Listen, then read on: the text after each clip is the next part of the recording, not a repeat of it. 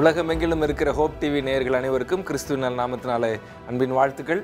மீண்டுமாக இந்த தானியேல் புத்தகத்தை ஆராய்ந்து படிக்கக்கூடிய நேரத்திற்கு நாங்கள் உங்களை அன்போடு வரவேற்கிறோம். இன்றைக்கு நாம் தானியேல் 11ஆம் அதிகாரத்தை தொடர்ந்து படிக்கும்படியாக இருக்கிறோம். நம்மோடு கூட இணைந்து கொள்ள 4 வாலிபர்கள் இருக்கிறார்கள். அவர்களை நாம் இந்த நிகழ்ச்சிக்குள்ளாக வரவேற்கலாம். அன்பான வாலிப பிள்ளைகளை உங்களை சந்திப்பதில் மீண்டுமாக நான் மகிழ்ச்சி அடைகிறேன். உங்களுடைய பெயர்களை நீங்கள் சொல்லி உங்களை அறிமுகப்படுத்திக் கொள்ளுங்கள். என் பேர் ஜானத்தன், நான் தஞ்சாவூர்லேருந்து வரேன். Welcome Jonathan. என்னோட பேர் ஜெனோலின், நான் திருச்சியிலேருந்து வரேன். சந்தோஷம் நீங்கள் எங்களோடு கூட இருப்பது. என் பேர் ஜான், நான் தஞ்சாவூர்லேருந்து வரேன். God bless you John. என்னோட பேர் ஜோர்டன், நான் திருச்சியிலேருந்து வரேன். ரொம்ப சந்தோஷம் உங்களை எல்லாரையும் பார்க்கறதுல. தொடர்ந்து தானியேல் 11ஆம் அதிகாரத்தை நாம் படித்து கொண்டிருக்கிறோம். சுவாரஸ்யமான சரித்திர பின்னணிகளை நாம் கவனித்து கொண்டு வருகிறோம். இதில் சுவாரஸ்யம் என்னவென்று சொன்னால் நமக்கான தொடர்பு அதில் இருக்கிறது என்பது தான். அதுதான் நம்மை இதை படிக்க தூண்டுகிறதாக இருக்கிறது. நாம் அதை படிப்பதனால நமக்கு என்ன பயன் என்பதல்ல, அதை படிப்பதனால நாம் இந்த காலத்தில் நமக்கு முன்பாக இருக்கிறதை நாம் அறிந்து கொள்ள முடிகிறது. ஆகவே அந்த பாடத்திட்டத்திற்கு நாங்கள் உங்களை அன்போடு மீண்டும் வரவேற்றுக் கொள்கிறேன். இந்த நேரத்தில் நாம் போன முறை பார்த்த சில விஷயங்களை நினைப்பூட்ட வேண்டும் என்று நான் ஆசைப்படுகிறேன். இன்றைக்கு நாம் தானியேல் 11ஆம் அதிகாரத்தின் ஒரு சுவாரஸ்யமான ஒரு பகுதியை நாம் படிக்கத்தக்கதாக இருக்கிறோம். இன்றைக்கும் ஒரு சரித்திர கதை தான், ரொம்ப சுவாரஸ்யமான ஒரு கதை.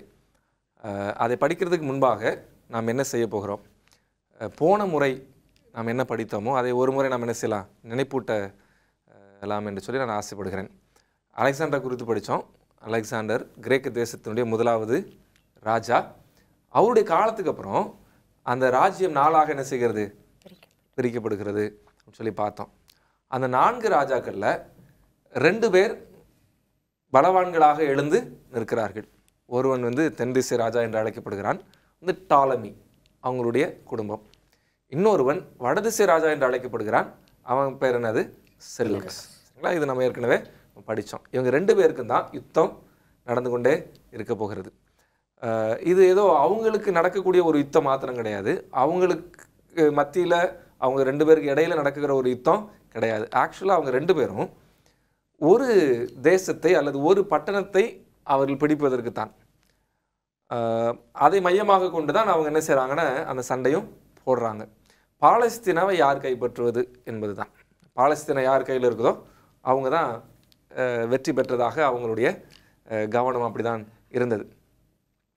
இது ஏதோ இவங்க செலுக்கஸுக்கும் டாலமிக்கும் மட்டும்தான் நடந்த விஷயம் கிடையாது. இது ஆதி முதற்கொண்டே நாம் அதை பார்க்க முடியும். சரிங்களா? ஆரம்ப காலத்திலேருந்து நம்ம அதை பார்க்க முடியும். அசிரியா, எகிப்துக்கு நடுவே இஸ்ரேல் தான் இருந்தது. அதுக்கப்புறம் பாபிலோன், எகிப்து என்ற 2 வல்லரசுகள் இருந்தது. அதில் இஸ்ரேல், யூதேயா பாபிலோனுக்கு அடிமையாக சென்றார்கள்.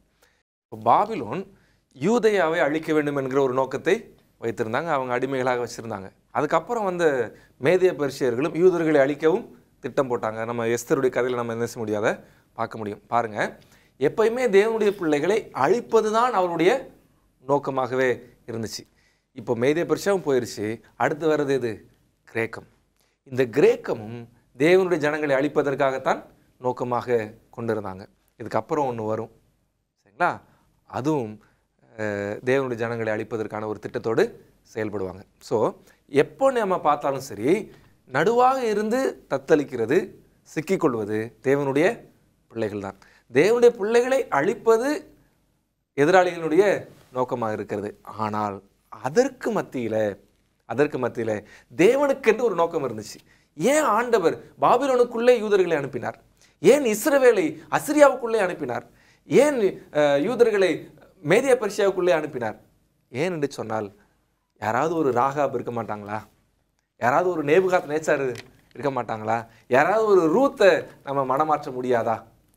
பார்க்க முடியுதுங்களா? தேவ ஜனத்தை அழிப்பது சத்துருக்குள்ளிய நோக்கமாக இருக்கிற பொழுது, தேவனுடைய நோக்கம் அவருடைய ஜனத்தை கொண்டு சத்துருக்களை ரட்சிப்பது தான். அந்த பணியை தான் எல்லா இடங்களிலும் செய்தார். ஆண்டவர் பாபிலோனிலே நேபுகாத் நேச்சாரை ரட்சித்தார். மேதிய பெர்ஷிய ராஜ்யத்தில் தானியேலை கொண்டும் இன்னும் அதற்கு பின்னாக வந்த நெகேமியா, எஸ்ரா இவர்களை கொண்டு அவர் தன்னுடைய ஆலயத்தின் பணிமுட்டுகளெல்லாம் திரும்ப பெற்றெடுத்தார். ஆலயத்தை கட்டுவதற்கு அவர்களே என்ன செய்தார்? பயன்படுத்தினார். அவங்க தான் கட்டளையே கொடுத்தாங்க. ஒருத்தன் அழிக்கிறான், அடுத்த ராஜ்யாங்க வரும்போது அவன் என்ன செய்யறான்? ஆலயத்தை கட்டுறதுக்கான கட்டளையை பிறப்பிக்கிறான். இப்போ ஆண்டவர் கிரேக்கத்தின் மீது எதிர்பார்த்திருக்கிறார். எப்படியாவது என் ஜனம் கிரேக்கத்துக்குள்ள இருக்கிறாங்க, கிரேக்க சாம்ராஜ்யத்துக்குள்ள இருக்கிறாங்க, அங்க யாரை ரட்சிக்க போறாங்க? அலெக்சாண்டரையா, டாலமியவா, செலுக்கஸையா, யாரை ரட்சிக்க போறாங்க அப்படின்னு எதிர்பார்த்துக்கிட்டு இருக்கும்போது தேவ பிள்ளைகள் என்ன பண்ணாங்க? ஆண்டவர் சொல்லியிருந்தார், எகிப்தில் இருந்து அவர்கள் திரும்பி வந்த பொழுது இனிமேல் ஒரு நாளும் எகிப்துக்கு திரும்பக்கூடாது என்று சொல்லியிருந்தார். ஆனால் கிரேக்கத்தின் அந்த ஆட்சியின் காலத்தில் கிரேக்கர்களுடைய ஆட்சி பிடிக்காமல், என்று சொல்ல போனால் சீரியர்களுடைய ஆட்சி பிடிக்காமல் இஸ்ரவேலர்கள் நிறைய பேர் எகிப்தில் போய் தங்கியிருந்தாங்க. ஏன் அப்படின்னா அவன் தானே பலவான், வடதேசத்து ராஜா பலவானாக இருக்கிறான். ஸோ அவங்களுடைய ஆட்சி அவங்களுக்கு பிடிக்கல. உடனே அப்படியே நைஸாக நழுவி அவங்க என்ன பண்ணாங்க? கீழே இறங்கி எகிப்துக்குள்ளே போயிருந்தாங்க. ஆண்டவர் அவளோடு கூட பேசுகிறதை நிறுத்தி கொண்டார். அதனால தான் பாருங்கள், பாபிலோனில் இருக்கும்பொழுது ஆண்டவர் பேசினார் தானியேல் மூலமாக. மேதியா பெர்சியா நாட்களில் நெகேமியா எஸ்ராவை கொண்டு ஆண்டவர் பேசினார், மல்கியாவை கொண்டு தேவன் பேசினார். ஆனால் கிரேக்கத்தின் ஆட்சிக்குள்ளே போன பொழுது ஆண்டவர் யாரை கொண்டும் பேசவில்லை. ஏனென்றால் இவர்கள் ஆண்டவரை விட்டு வெளியேறினார்கள். அதனால தான் அந்த 400 வருஷம் சைலண்ட் பீரியட்னு சொல்லுவாங்க பைபிளில். அது முழுக்க முழுக்க கிரேக்கத்தின் ஆட்சியின் காலத்தில் அவர்கள் அப்படியாக இருந்தார்கள். ஆனாலும் தேவன் அந்த ஜனத்தை என்ன செய்யலை? கைவிடவே இல்லை. இதுதான் இதனுடைய ஒரு சின்ன அறிமுகத்தை நான் சொல்ல வேண்டும் என்று நான் ஆசைக்கிறேன். சரிங்களா? இதை ஞாபகம் வச்சுக்கோங்க. ஏன்னா இது ரொம்ப ரொம்ப அவசியம் இப்போ நம்ம படிக்க போகிற பாடத்திற்கு. இந்த கண்ணோட்டத்தை நீங்கள் மறந்துடக்கூடாது. தேவனுக்கென்று ஒரு நோக்கம் இருந்துச்சு, அதே போல் சாத்தானுக்கென்றும் ஒரு நோக்கம் இருந்துச்சு. இன்றைக்கும் அந்த நோக்கத்தை என்ன செய்கிறாங்க? 2 பேருமே நிறைவேற்றுவதற்கு போராடி கொண்டு தான் இருக்கிறார்கள். நாம் யார் பக்கம் என்பது தான் நமக்கான இன்றைக்கு கேள்வி. இன்றைக்கு நாம் தானியேல் 11ஆம் அதிகாரம் 6வது வசனத்தை நம்ம படிக்கலாம். ஏன்னா இப்போது கிரேக்கர்கள் வந்துட்டாங்க, 2 பேர் ஆட்சி செய்கிறாங்க. ஒருவன் செலுக்கஸ். செலுக்கஸ் இவன் எந்த திசை ராஜா? வடக்கு. வட திசை. வட திசை. Okay, very good. இன்னொருவன் டாலமி. இவன் எந்த திசை ராஜா? தென் திசை. தென் திசை. இப்போ இவங்க 2 பேருக்கும் நடக்கக்கூடிய ஒரு யுத்தத்தை குறித்து நம்ம என்ன போகிறோம்? பார்க்க போகிறோம். இப்போ பாருங்க, இந்த 6வது வசனத்தை படிக்கிறதுக்கு முன்னாடி இவங்க 2 பேரும் பிரிஞ்சாங்கல்ல அல்லது உருவானாங்கல்ல, அதை நம்ம கொஞ்சம் புரிஞ்சுக்கணும். ஏற்கனவே பார்த்தோம், டாலமி எப்பயுமே தனியாக தான் இருந்தான். ஆனால் செலுக்கஸ் தான் மற்ற 2 திசைகளை என்ன செய்தான்? மக்கதோனியாவையும் கிரேக்கத்தையும் அவனோடு கூட இணைத்து கொண்டான். புரிஞ்சுக்க முடியுதுங்களா? ஸோ இவனை விட பலவானாக இருக்கிறான்ல. இப்படி பிரிஞ்சாங்க தெரியுமா? இதுக்கு பேர் முதலாவது சீரிய யுத்தம். சரிங்களா? போன வகுப்பில் நம்ம படித்தோம் அதை எப்படி பிரிஞ்சாங்கன்னு சொல்லிட்டு. அதுக்கு பேர் முதலாவது சீரிய யுத்தம். இன்னைக்கு நாம் படிக்க போகிறது 2ஆம் சீரிய யுத்தம். வாசிக்கலாமா? 11ஆம் அதிகாரம் 6வது வசனத்தை வாசிங்க. அவர்கள் சில வருஷங்களுக்கு பின்பு ஒருவரோடு ஒருவர் சம்பந்தம் பண்ணும்படிக்கு தென்திசை ராஜாவின் குமாரத்தி வடதிசை ராஜாவினிடத்தில் வருவாள். ஆனாலும் அவளுக்கு புயபலம் இராமற் போம். அவனும் அவனுடைய புயமும் நிலை நிற்பதில்லை. அவளும் அவளை அழைத்து வந்தவர்களும் அவளை பெற்றவனும் அவளை அக்காலங்களில் பலப்படுத்தினவனும் ஒப்பு கொடுக்கப்படுவார்கள். சரி, இப்போ பாருங்க, இந்த ஒரு வசனத்தை தான் நம்ம நினைச்சு போகிறோம் இன்னைக்கு படிக்க போகிறோம். இந்த ஒரு வசனத்தில் யாரெல்லாம் வர்றாங்க நீங்கள் கவனிக்க முடியுதுங்களா? இப்போ 2 ராஜாக்களை குறித்து பேசுகிறார். ஒன்று வடதிசை ராஜா, இன்னொன்று தென் திசை ராஜா. சரிங்களா? இப்போ பாருங்க, தென் திசை ராஜா அப்படிங்கிறது எகிப்து. தென் திசை ராஜா எகிப்து. இவங்க 2 பேர்ல யாரு வலிமையானவங்க? வடதிசை ராஜா. சரிங்களா? இந்த தென் திசையில ஒருத்தர் ராஜாவா இருக்கிறான். அவன் பேர் என்ன அப்படின்னு சொன்னா டாலமி பிலடெல்பஸ். சரிங்களா? பிலடெல்பஸ். டாலமி பிலடெல்பஸ். ஓகே, வடதிசைக்கு ஒருத்தர் ராஜாவாக இருக்கிறான். இவங்க வந்து முதலாம் செலுக்கஸ் போயிட்டாரு, முதலாம் டாலமியும் போயாச்சு. அடுத்து வர்ற சக்சஸரில் அடுத்து வர்றவன் யாருன்னா டாலமி பிலடெல்பஸ். இப்போ செலுக்கஸ் வகையாரால ஒருவர் ராஜாவா இருக்கிறான். அவன் பேரு என்ன அப்படின்னு சொன்னா ஆன்டியாகஸ் தியோஸ். ஆன்டியாகஸ் தியோஸ். இப்போ யார் யாரு ராஜான்னு நமக்கு தெரிஞ்சிருச்சு. ஒருத்தன் பேரு பிலடெல்பஸ், இன்னொருத்தன் பேரு ஆன்டியாகஸ் தியோஸ். ஆன்டியாகஸ் நிறைய பேர் இருக்கிறாங்க. இது வந்து ஆன்டியாகஸ் தியோஸ். சரிங்களா? இப்போ கவனிங்க, இந்த கதை இவங்க 2 பேருக்குள்ள தான் ஆரம்பிக்குது. எப்படி ஆரம்பிக்குது அப்படின்னு சொன்னா, முதலாவது பாருங்க, தென் திசை ராஜாவின் குமாரத்தி எங்க போறா? வடதிசை ராஜாவினிடத்தில் வருவாள். 2 பேரும் சம்பந்தம் போட்டுக்கிறாங்க, ஒரு ஒப்பந்தம். 2 பேரும் ஒரு ஒப்பந்தம் போட்டுக்கிறாங்க. என்ன ஒப்பந்தம் அப்படின்னு சொன்னா, இவன் சொல்றான் என்னுடைய மகளை கல்யாணம் பண்ணிக்கோ அப்படின்றான். இப்படி சொல்ல போனா இவன் தான் வலிமையான இருக்கிறான். இவன் சொல்றான் நீ உன் மகளை எனக்கு கொடு அப்படின்றான். ஒப்பந்தம் பண்ணிக்கிறாங்க. எதுக்குன்னா இந்த சண்டையை நிறுத்துறதுக்கு. 2 பேரும் சண்டைக்கு போறாங்க. சண்டையை நிறுத்துறதுக்கு ஒரு ஒப்பந்தம் போட்டுக்கிறாங்க. என்ன ஒப்பந்தம் அப்படின்னு சொன்னா, நான் என் மகளை உனக்கு கொடுக்கிறேன். சரிங்களா? ஞாபகம் வச்சுக்கிட்டே வாங்க. இப்போ இந்த மகளுடைய பெயர் என்னன்னு தெரியணும்ல. இந்த பிலடெல்பஸ்க்கு ஒரு குமாரத்தி இருக்கிறாள். தென் திசை ராஜாவுக்கு ஒரு குமாரத்தி இருக்கிறாள். அவருடைய பெயர் என்ன அப்படின்னு சொன்னா பெர்னிஸ். அவருடைய பெயர் என்னது? பெர்னிஸ். இப்போ வடதிசை ராஜாவோடு சம்பந்தம் கலக்கிறாங்க. எப்படி? பெர்னிஸ் யாரை கல்யாணம் பண்ணிக்கணும்? ஆன்டியாகஸ் தியோஸை கல்யாணம் பண்ணிக்கணும். ஆனா இங்க ஒரு சிக்கல் இருக்குது. என்ன சிக்கல் அப்படின்னா, ஆன்டியாகஸ் ஏற்கனவே திருமணமாக இருந்துச்சு. பாருங்க, அந்த மனைவியுடைய பேரு லவோதிசி. மனைவியுடைய பேர் என்னதுங்க? லவோதிசி. பாருங்க, இந்த டாலமி பிலடெல்பஸ் இருக்கார்ல, இது எகிப்துல ஒரு மிகப்பெரிய நூலகத்தை கட்டினான். ரொம்ப ஃபேமஸான ஆள். நூலகத்தை உருவாக்கினவன் டாலமி பிலடெல்பஸ். எங்க? எகிப்துல தான். ஓகே, மிகப்பெரிய நூலகம். அது மாத்திரமல்ல, வேதாகமத்தை மொழிபெயர்க்கவும் உதவி செஞ்சான் அந்த காலகட்டத்தில். ஓகே, அவன் இருக்கும்போது. ஓகே, இது ஞாபகம், இது எக்ஸ்ட்ரா ஒரு தகவல் ஞாபகம் வச்சுக்கோங்க. இந்த பிலடெல்பஸ் தன் மகளாகிய பெர்னிஸை ஆன்டியாகஸ் தியோஸ்க்கு என்ன செய்யணும்? திருமணம் பண்ணி வைக்கணும். இதுதான் ஒப்பந்தம். ஆனா இப்போ இவனுக்கு ஏற்கனவே ஒரு மனைவி இருக்கிறார். சோ இவன் கேட்கிறான் பிலடெல்பஸ், லவோதிசையை துரத்தி விடு அப்படின்றான். உடனே இவனுக்கு ஒரு மகன் உண்டு. மகனையும் லவோதிசையும் என்ன செஞ்சான்னு சொன்னா, பெர்னிஸ்க்காக ஆன்டியாகஸ் துரத்தி விடுறான். கதை இன்னும் சுவாரஸ்யமாக போது பாருங்க. துரத்தி விட்டுறான். இப்போ இதுதான் இங்க நடக்குதுங்க. முதல் அந்த வசனத்துல என்ன பார்த்தோம்? தென் திசை ராஜாவின் குமாரத்தி எங்க போறான்? வடதிசை ராஜாவினிடத்தில் வருவாள். வந்துட்டாளா? வந்துட்டா. ஆனா இவ வரணும் அப்படின்னு யார் வெளியில போகணும்? லவோதிசி வெளியில போகணும். போயாச்சா? போயாச்சு. லவோதிசி மாத்திரமா?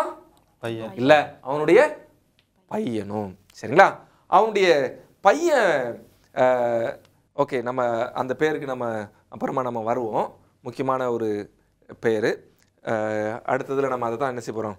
படிக்க போறோம். இப்போ பாருங்க, 2 பேரும் இல்லை, இப்போ இவங்க இங்கே போயிட்டா. 2 பேரும் என்ன ஆயிட்டாங்க? ஒப்புரவு ஆயிட்டாங்க. அப்படிதான் தெரியுது மேலோட்டமா. ஆனால் அந்த வசனம் அப்படி அதோட நிக்கல. தொடர்ந்து என்ன வாசிங்க பார்க்கலாம். ஆனாலும் அவளுக்கு புயபலம் இராமற்போம், அவனும் அவனுடைய புயமும் நிலை நிற்பதில்லை. அவளும் அவளை அழைத்து வந்தவர்களும் அவளை பெற்றவனும் அவளை அக்காலங்களிலே பலப்படுத்தினவனும் ஒப்பு கொடுக்கப்படுவார். பாருங்க, ஆனாலும் அவளுக்கு புயபலம் இராமற் போகும். யாருக்கு புயபலம் இருக்காது? பெர்னிஸ்க்கு புயபலம் இருக்காது. என்ன தெரியுமா ஆச்சு? இவ இங்க போனா 2 வருஷத்துல டாலமி பிலடெல்பஸ் செத்துட்டான். தகப்பனார் செத்துட்டான். இவன் யாரோட ஒப்பந்தம் போட்டான்? பிலடெல்பஸோட தான். பெர்னிஸை கல்யாணம் பண்ணணும் அப்படின்றதுக்காக ஒப்பந்தம் போட்டது. இவன் செத்துட்டான். இப்போ ஒப்பந்தம் என்ன செஞ்சிருச்சு? புரிஞ்சிருச்சு. உடனே இவன் என்ன பண்ணிட்டான்? பெர்னிஸை துரத்தி விட்டுட்டான். துரத்தி விட்டுட்டு லவோதேசியை சேர்த்துக்கிட்டான். இவளுடைய புயபலம் இராமற் போகும். இந்த ஆன்டியோகஸ் பெர்னிஸ் என்ன செஞ்சிடறாங்க? துரத்தி விட்டுறாங்க அப்படின்னு சொல்லி நம்ம என்ன செஞ்சோம் பார்த்தோம். இப்போ பாருங்க, இந்த ஆன்டியோகஸ் தியோஸ் இங்கே துரத்தி விட்டுட்டு லவோதேசி என்ன செஞ்சுக்கிட்டான்? சேர்த்து கொண்டான். இப்போ இந்த இவருக்கு புயபலம் இல்லாமல் போகும். அடுத்தது என்ன நடக்குதுன்னு பாருங்க. புயபலம் இல்லாமல் போனதுக்கப்புறம் அவனும் அவனுடைய புயமும் நிலை நிற்பதில்லை, அவளும் அவளை அழைத்து வந்தவர்களும். அவனும் அவனுடைய புயமும் நிலை நிற்பதில்லை அப்படின்னா யாரு அவன்? இங்க ஆன்டியோகஸ். இவளுடைய புயபலம் இராமற் போகும், இவனுடைய புயமும் நிலைத்து நிற்பது இல்லை. லவோதிசி என்ன பண்றா? கடும் கோபத்துல நம்மளை துரத்தி விட்டுட்டு பெர்னிஸை திருமணம் பண்ணிக்கிட்டான். இப்போ பெர்னிஸை துரத்தி விட்டுட்டு நம்மளை சேர்த்துக்கிட்டான். இவன் பொல்லாத பையன் அப்படின்னு சொல்லிட்டு இவனை விஷம் வச்சு கொண்டுருவான். ஆன்டியோகஸ் தியாஸ் செத்து போயிடுவான். புரிஞ்சுங்களா? பாருங்களேன், அந்த நாட்களில் ராஜாக்களுடைய குடும்பங்களில் என்ன நடந்திருக்குது பார்த்தீங்களா? எத்தனை நம்பிக்கை துரோகங்கள் சரிங்களா? ராஜ்யத்திற்காக, வல்லமைக்காக. அப்படி ஒரு சாட்சியின் கதை தான் இந்த கதை. அப்போது வேதாகமத்தில் அது ஆண்டவர் பதிவு செய்திருக்கிறார். ஆன்டியோகஸை லவோதிஸ் என்ன பண்ணிடுறாங்க? கொலை பண்ணிடுறாங்க. இப்போது ஆன்டியோகஸ் செத்ததுக்கப்புறம் லவோதிஸையும் அவன் பையனும் மட்டும் தான் என்ன செய்கிறாங்க? இருக்கிறாங்க. தொடர்ந்து வாசிங்க, அந்த வசனம் என்ன சொல்லுது? அவளும் அவளை அழைத்து வந்தவர்களும் அவளை பெற்றவனும் அவளை அக்காலங்களில் பலப்படுத்தினவனும் ஒப்பு கொடுக்கப்படுவார்கள். பாருங்க, இங்கே அவளும் அப்படின்னா யாரு? பெர்னிஸும். அவளை அழைத்து வந்தவனும் அவளை பெற்றவனும். ஏற்கனவே பெற்றவன் என்ன செஞ்சிட்டான்? போயிட்டான். அப்போ கவனிங்க, இந்த லவோதிசிக்கு இவனை கொலை பண்ணினதுக்கு அப்புறமும் ஆத்திரம் தீரல. இவ பெர்னிஸையும் அவனுடைய குமாரனையும் என்ன பண்றா? கொலை பண்றா. லவோதிசி திரும்பவும் பழி வாங்கும் படலத்தை தொடர்கிறாள். அங்க பெர்னிஸை கொலை செய்து போடுகிறாள்.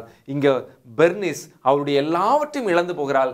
பெர்னிஸும் தன்னையே இழக்க கொடுக்கிறாள். இப்போ பெர்னிஸ் இப்போ இல்லை.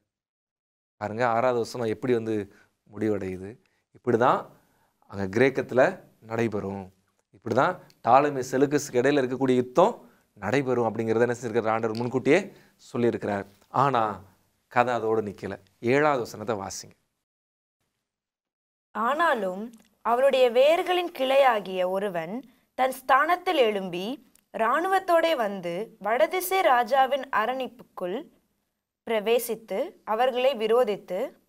சரி, இப்ப பாருங்க, இங்க இந்த இடத்தோட இந்த பெர்னிஸினுடைய மரணத்தோட 2ஆம் சீரிய யுத்தம் என்ன செய்கிறது? முடிவுக்கு வருகிறது. சோ இதன் விளைவாக இவளுடைய வேர்களிலிருந்து ஒருவன் என்ன செய்வான்? எழும்பி வருவான். அதான் இப்ப வாசிச்சோம். என்ன செய்வான்? இவளுடைய வேர்களிலிருந்து கிளையாகிய ஒருவன் தன் ஸ்தானத்துல எழும்பி இராணுவத்தோடு என்ன செய்வான்? வருவான். அப்போ இவளுக்கு ஒரு சகோதரன் ஒருத்தன் இருந்தான், பெர்னிஸோட சகோதரன். இப்ப 7வது வசனத்துல இருந்து என்ன ஆரம்பிக்குது அப்படின்னு சொன்னா 3வது சீரிய யுத்தம் ஆரம்பிக்குது. 3வது சீரிய யுத்தம். மொத்தம் 2 யுத்தம் முடிவடைஞ்சிருக்குது. இப்போ 3ஆம் சீரிய யுத்தம். இந்த யுத்தத்துல யார் யுத்தத்தை நடத்த முன் வருகிறா அப்படின்னு சொன்னா பெர்னிஸினுடைய சகோதரன். இந்த சகோதரனுடைய பெயர் என்ன அப்படின்னு சொன்னா 3ஆம் டாலமி யூக்ரட்டிஸ். 3ஆம் டாலமி யூக்ரட்டிஸ்.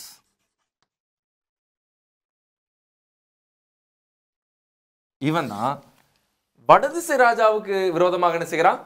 போகிறான். இப்ப வடதிசையில யாரு ராஜாவா இருக்கிறா? பாருங்க, நீங்களே யோசித்து சொல்லலாம். வடதிசையில் யார் ராஜாவா இருப்பா?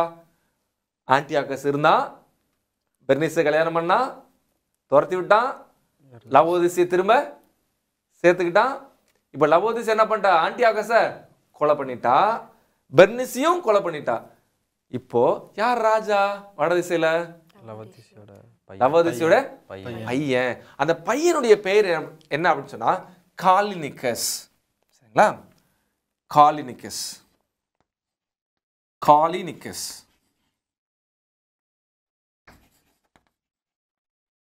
அவன்தான் வடதிசை ராஜா.